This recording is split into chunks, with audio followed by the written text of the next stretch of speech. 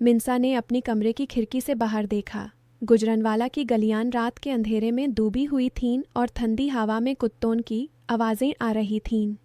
उसके हाथ में एंगेजमेंट की रिंग थी जो चमक रही थी, लेकिन उसके दिल में एक भरी सी खालीपन था। आज पार्टी खत्म होने के बाद सब लोग चले गए थे। अम्मी ने मुस्कुराते हुए कहा था, बेटा अब तुम्हारी ज़िंदगी सेट हो गई। लेकिन मिंसा को लग रहा था जैसे कुछ गलत हो रहा है। हरीस की आंखों में वो खुशी नहीं थी जो उसने सोची थी। उसने फ़ोन उठाया और मैसेज लिखा, हरीस तुम ठीक हो ना, आज रात बात करते हैं। लेकिन जवाब नहीं आया।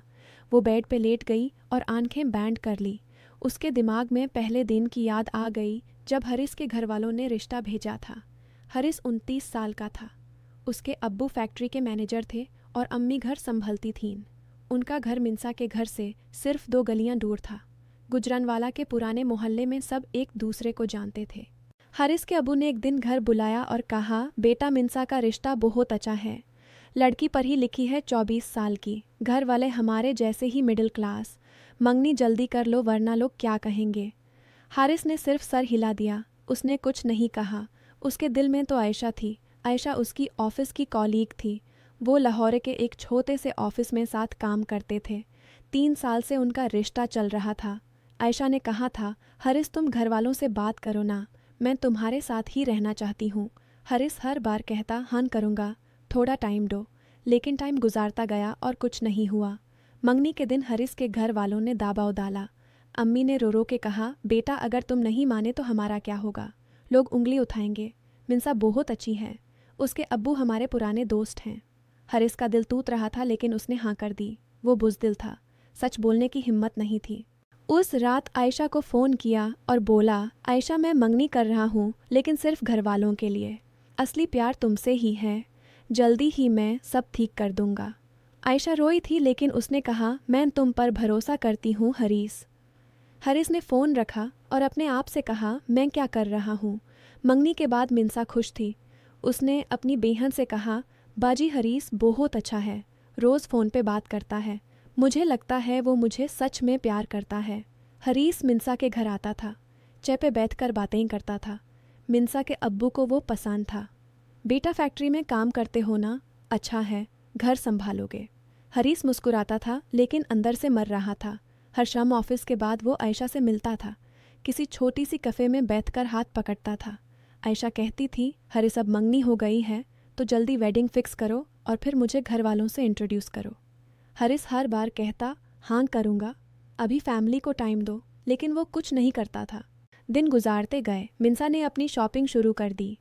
कपड़े देखती थी और सोचती थी ये सूट हरीस को पसंद आएगा। उसने एक दिन हरीस से कहा, हरीस हमारी वेडिंग की डेट फिक्स कर लेना, मैं बहुत एक्साइटेड हूँ। हरीस ने सर हिला दिया और बोला, हाँ ठीक है, मैं घर वालों से बात करूँगा। लेकिन घर जाकर उसने कुछ नहीं कहा। उसके अब्बू ने कहा, बेटा जल्दी वेडिंग कर लो, लोग पूछने लगे हैं। हरीस ने सिर्फ जी अब्बू कहा। रात को आयशा को कॉल किया, आयशा मैं परेशान हूँ, मिंसा को देखकर दिल दुखता है लेकिन मैं कुछ नहीं बोल पाता। आयशा ने कहा, तुम बुज़दिल हो हरीस, या तो मुझे छोड़ो या मिंसा को सच बताओ। हरीस चुप हो गया। मिंसा को कभी कभी शक होता था।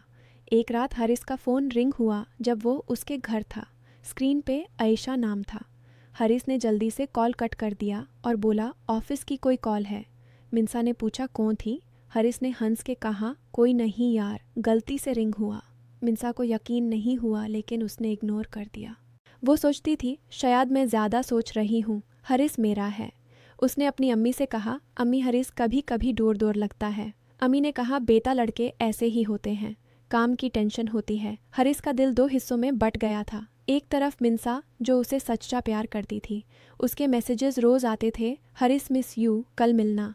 दूसरी तरफ आयशा जो उसके साथ हर मुश्किल में खड़ी थी। आयशा ने एक दिन कहा, हरीस अगर तुम नहीं छोड़ते तो मैं छोड़ दूंगी। हारिस ने रो रो के कहा, नहीं आयशा प्लीज़, मैं सब ठीक करूँगा, बस एक बार और टाइम दो। उसने आयशा को गले लगाया और सोचा, मैं क्यों सच नहीं बोल पाता, सबको डांट दे रहा हूँ। लेकिन फिर भी उसने कुछ नहीं किया। कावर्डिस उसको खा रही थी। गुजरानवाला के बाज़ार में एक दिन मिंसा अपनी दोस्त के साथ शॉपिंग कर रही थी। उसने हरीस को देखा दूर से। वो किसी लड़की के साथ था। दिल ज़ोर से धड़का। उसने नज़दीक जाकर देखा तो वो आयशा थी। हरीस ने मिंसा को देख लिया और चेहरा सेफ्ट पड़ गया। उसने जल्दी से आयेशा से कहा, तुम जाओ, मैं बाद में कॉल करता हूँ। फिर मिन्सा के पास आया और बोला, मिन्सा ये मेरी पुरानी फ्रेंड है ऑफिस की। मिन्सा ने मुस्कुरा कर कहा, ठीक है हरीस, मैं घर जा रही हूँ। लेकिन घर जाकर उसने रोना शुरू कर दिया। उसने हरीस को कॉल किया, तुम मुझसे क्यों छुपा रहे हो? हरीस ने कहा, कुछ नहीं मिन्सा, ट्रस्ट मी। उसने फिर झूठ बोला। रात को हरीस ने आयेशा को कॉल किया, आयेशा आज मिन्सा ने हमें देख लिया, अब क्या करूँ? आयेशा ने गुस्से में कहा, अब सच बोलो हारिस, वरना मैं खुद बताऊंगी। हरीस ने कहा, नहीं प्लीज़, मैं कल मिन्सा से बात करूंगा। लेकिन कल भी कुछ नहीं हुआ। उसने मिन्सा से मिलकर नॉर्मल बात की। मिन्सा ने सोचा शायद मैं गलत समझ रही थी। वो फिर खुश हो गई। वेडिंग की तैयारियां तेज़ हो गई थीं, कार्ड्स छपे जा रहे थे। मिन्सा ने अपनी मेहंदी के कपड़े चूज़ किए। एक हफ्ते बाद मिन्सा के फ़ोन पे एक मैसेज आया, किसी अननोन नंबर से। मिन्सा, हारिस ने तुम्हें धोखा दिया है। वो आयेशा से प्यार करता है, मंगनी सिर्फ घर वालों के दबाव में की है।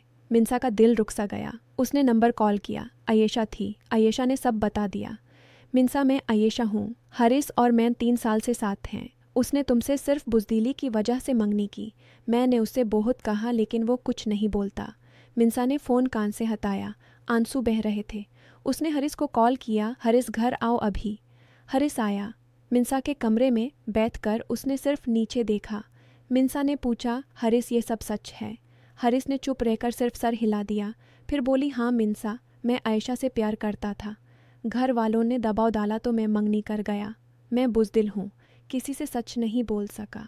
मिन्सा ने चिल्लाई, तुमने मुझे सिर्फ कॉम्प्रोमाइज़ समझा।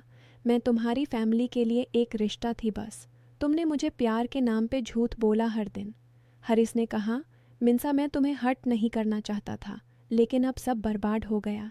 मिन्सा ने रिंग उतारी और उसके हाथ में फेंक दी। हरीस, तुम्हारी बुज़दिली ने सबको बर्बाद कर दिया। मुझे सबसे ज़्यादा दर्द इस बात का है कि मैं किसी और की कहानी में सिर्फ एक कॉम्प्रोमाइज़ थी। तुमने ना मुझे छोड़ा ना आयेशा को, बस चुपचाप सबको धोखा देते रहे। हरीस ने कुछ नहीं कहा। उसके आंसू निकाल आए लेकिन वो चुप रहा। मिन्सा ने दरवाज़ा खोला और कहा, निकलो मेरे घर से और कभी मत आना। हरीस चला गया। घर जाकर उसने आयेशा को कॉल किया। आयेशा, सब खत्म हो गया। आयेशा ने कहा, तुम खुद को ख़त्म कर चुके हो हरीस। तुम्हारी बुज़दिली ने हम सबको बर्बाद कर दिया। उसने फ़ोन कट कर दिया। मिन्सा ने अपनी अम्मी को सब बता दिया। घर में शोर मच गया। अब्बू ने कहा, हम रिश्ता तोड़ देते हैं। लेकिन मिन्सा को सबसे ज़्यादा दर्द अपने दिल का था। वो रात भर रोती रही, सोचती रही कि वो हरीस के प्यार में कितनी खुश थी। अब वो सिर्फ एक कॉम्प्रोमाइज़ लग रही थी। हरीस की दुनिया में उसका कोई मकसद नहीं था, सिर्फ फैमिली प्रेशर और उसकी बुज़दिली का नतीजा। सुबह मिन्सा ने अपनी विंग वापस भेज दी। हरीस के घर वालों ने पूछा क्या हुआ। हरीस ने कुछ नहीं बताया। वह अपने कमरे में बैठकर सोचता रहा कि उसने क्या किया। आयेशा ने उससे दूर कर दिया। मिन्सा ने उससे दूर कर दिया। उसके घर वाले भी उससे नाराज़ थे। हरीस अकेला रह गया। उसकी ख्वाहिश ने उसको सब कुछ छीन लिया था। मिन्सा ने अपनी जिंदगी संभालनी शुरू की। वह रोज़ सुबह उठकर कॉलेज जाती थी, लेकिन रात को अकेली होते ही हरीस की याद आ जाती थी। उसने सोचा मैन ने उसको इतना प्यार किया था और वह मुझे सिर्फ एक अरेंजमेंट समझता था। उसके दिल में एक गहरा जख्म था जो कभी नहीं भरेगा। गुजरानवाला की गलियां अब उसके लिए सिर्फ यादों से भरी हुई थीं। हर जगह हरीस की याद थी, पर वह जानती थी कि अब वापस नहीं हो सकता। हरीस ने ऑफिस छोड़ दिया। आयेशा से मिलने की कोशिश की लेकिन वह नहीं मिली। उसने सोचा मैन ने सबको धोखा दिया अपनी बुज़दिली की वजह से, लेकिन अब पछतावा खाने से कुछ नहीं होता था। मिन्सा की आंखों में वो दर्द जो उसने देखा था उसको हमेशा सताएगा। मिन्सा ने अपनी दोस्त से कहा, मैं अब किसी से प्यार नहीं करूँगी क्योंकि मुझे लगता है मैं सिर्फ कॉम्प्रोमाइज़ थी। उसके दिल में बिटरनेस थी। हरीस की वजह से उसकी ज़िंदगी का रंग उड़ गया था। एंगेजमेंट की वो रिंग अब उसके ड्रॉर में पड़ी थी। कभी कभी वो उसको देखती थी और सोचती थी कि ये सिर्फ एक झूठी कहानी थी। गुजरनवाला के मोहल्ले में लोगों ने बातें करना शुरू कर दिया थीं। हरीस और मिंसा का रिश्ता टूट गया। हरीस के अब्बू ने उससे कहा, बेटा तुमने क्या किया? हरीस ने सिर्फ चुप रहकर सर झुका लिया। उसने कभी सच नहीं बोला, ना पहले ना अब। मिंसा ने अपनी लाइफ आगे बढ़ानी शुरू की, लेकिन हर शाम जब वो खिड़की से बाहर देखती थी तो दिल में वही खालीपन होता था। उसे सबसे ज़्यादा दाड़ इस बात का था कि वो हरीस की असली प्यार की कहानी में सिर्फ एक साइड स्टोरी थी, एक कॉम्प्रोमाइज़, और हरीस की बुज़दिली ने उन दोनों की ज़िंदगियां बर्बाद कर दी थीं। कोई खुश नहीं था, सिर्फ दर्द और पछतावा था।